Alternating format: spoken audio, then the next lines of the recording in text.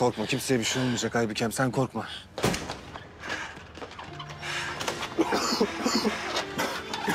Abi! Asiye!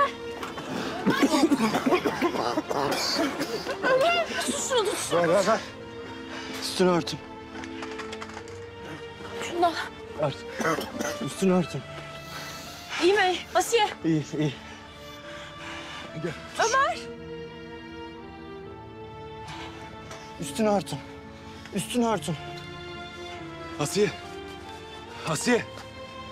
Ömer! İyisin, tamam.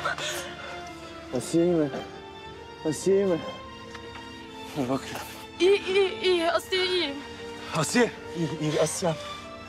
Asiyem duyuyor musun beni? Asiye. Asiye.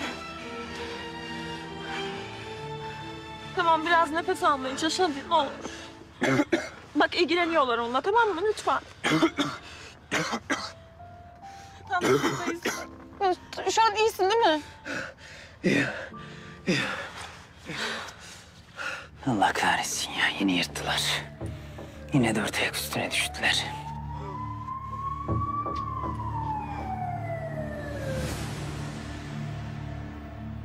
Vah nasıl kötü olmuş yavrucak.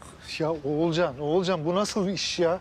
Nasıl yangın çıktı oğlum? Böyle bir şey olabilir mi ya? Hiçbir şey bilmiyoruz ki baba. Her şey gayet normaldi.